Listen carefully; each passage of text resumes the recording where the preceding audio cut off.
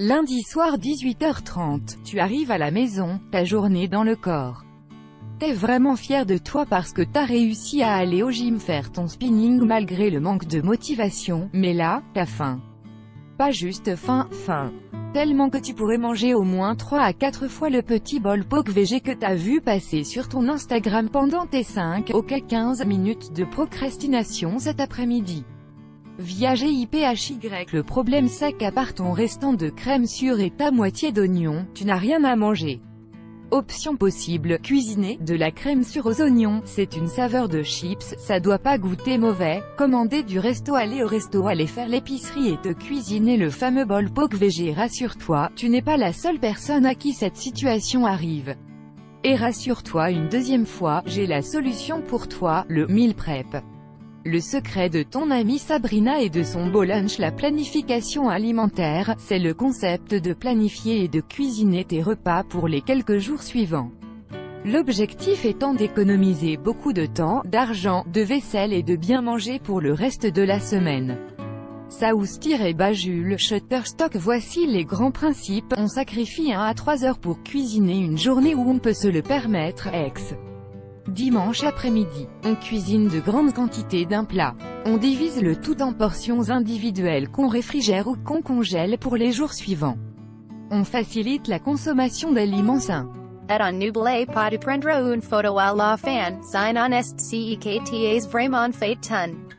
Voici les 10 questions que tu dois te poser pour réussir. Première étape, c'est quoi un repas équilibré? Tant qu'à choisir d'avance ce que ton lunch contiendra, peut aussi bien choisir d'en faire un repas équilibré. Pour ce faire, tu n'as pas besoin d'une recette trop compliquée, juste de respecter l'assiette équilibrée. 1 tiers de légumes et fruits, 1 tiers de féculents et 1 tiers de protéines. Deuxième étape, j'ai un reste de crème sûre, je peux l'utiliser? Avant de décider ce que tu veux manger, un truc pour économiser est de regarder ce que tu as dans le garde-manger, frigo, congélateur et ce que tu peux faire avec. Par exemple, avec un reste de légumes mous, tu peux te faire un potage et avec un reste de riz, tu peux te faire d'excellentes boulettes de viande. Troisième étape, quelle recette je veux cuisiner? Parlant de recettes, on arrive au moment crucial où tu dois choisir lesquelles tu veux faire. Si tu sais déjà ce que tu veux cuisiner et comment le cuisiner, passe à l'étape suivante. Sinon, je te conseille de choisir un site ou un livre où les recettes sont simples, pas trop dispendieuses, nutritives, et surtout, bonnes au goût. Quatrième étape, je cuisine pour. Combien de portions? Linda Bestwick, Shutterstock. Une fois les recettes choisies, hop à l'épicerie. Minute. Tu dois d'abord choisir pour combien de repas tu veux en faire. Sors ta calculatrice, je te parle de maths, en fait c'est des multiplications de niveau primaire, mais personne ne te juge si t'as besoin de ta calculatrice, c'est. Donc, si tu trouves une recette de lasagne qui donne 4 portions et que tu veux au moins 3 lunchs, mais que tu cuisines aussi pour une autre personne, il te faut au moins 6 portions, ta recette ne fonctionne pas. Mes solutions de génie, fais 2x la recette ou fais une deuxième recette différente. C'est toujours mieux d'en avoir trop que pas assez avec le meal prep. Ton congélateur deviendra ton nouveau BFF. Cinquième étape, comment être la queen de l'épicerie? Tu sais ce que tu veux cuisiner, comment le cuisiner et pour combien de personnes le cuisiner? Bien joué, maintenant c'est l'heure d'acheter tout ça, et oui, je te confirme que tu peux te sentir comme la queen de l'épicerie, sans avoir besoin de marier Prince Harry. Il s'agit simplement de suivre ces 3 conseils de champion. Regarde les spéciaux de la semaine, fais-toi une liste et achète seulement ce qui s'y trouve. Non, même pas la barre de chocolat à la caisse, je sais que t'es capable. Achète des fruits et légumes de saison, c'est moins cher, meilleur au goût, et on peut souvent faire de belles découvertes. Sixième étape, quand est-ce que je cuisine? Le moment que tu choisis de sacrifier pour cuisiner définit ton style de meal prep. Dit comme ça, on dirait un questionnaire de magazine à la mode, mais fais-moi confiance, je te parle de bouffe, pas de ton kick de secondaire. Voici les 3 types de préparation possibles. Préparation le jour même, c'est ce que la plupart des gens font d'emblée. C'est pratique, car ça n'implique pas ou peu de planification et le goût du repas est excellent, car c'est frais fait. Cependant, ça prend du temps tous les soirs, ça nécessite qu'on cuisine à un moment où on n'a pas nécessairement envie, ça augmente le grignotage et le risque d'achats impulsifs, et ça produit beaucoup de vaisselle. Préparation le dimanche, astérisque ça peut être une autre journée aussi, pas de jugement, ça prend beaucoup de temps et d'efforts d'un coup, et les repas préparés peuvent potentiellement ne pas goûter aussi bon après quelques journées dans le réfrigérateur.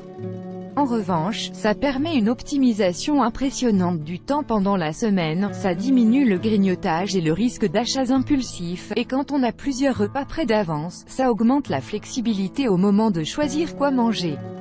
Préparation hybride. La préparation hybride implique qu'au retour de l'épicerie, on organise le frigo pour rendre plus attrayants les aliments sains, par exemple. On coupe tous les fruits et légumes pour faciliter leur consommation pendant la semaine. On peut aussi séparer les ingrédients par recette pour qu'ils soient prêts à cuisiner le soir venu. Enfin, on peut cuisiner une recette le dimanche pour diminuer le stress lors des premiers jours de la semaine, et on prépare les autres recettes au milieu de la semaine pour les jours suivants. Règle générale, plus tu investis du temps en début de semaine, plus tu peux relaxer et bien manger pour le reste de la semaine.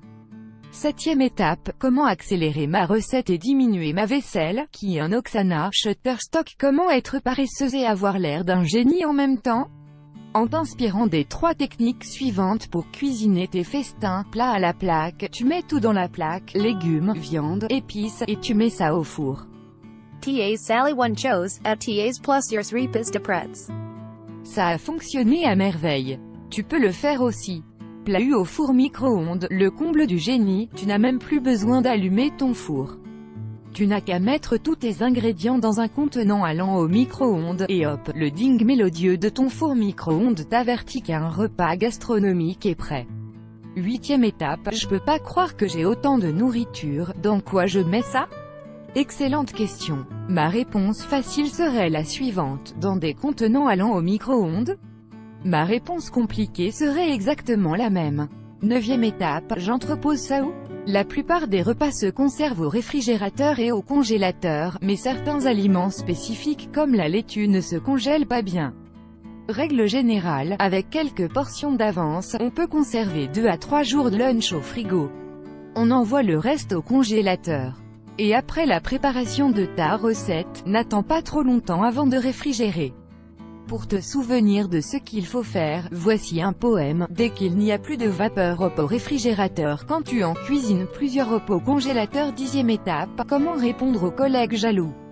De mon lunch, tu dis, oui tu peux goûter, mais apporte-moi des chips crème sûre et oignons demain SVP. Voilà, j'espère que tu te sens prête à apprivoiser cette habitude alimentaire qui, honnêtement, change une vie. Ok, assez de discours motivationnels pour aujourd'hui. Bye. Référence, Active Cop, Nicolas Leduc-Savard, DTP, Monsieur SC, Priscilla Ross, DTP. Planification alimentaire pour gens pressés. Conférence, le 28 mars 2018 MBMK. Meal Prep, en overview, en ligne, https://mibo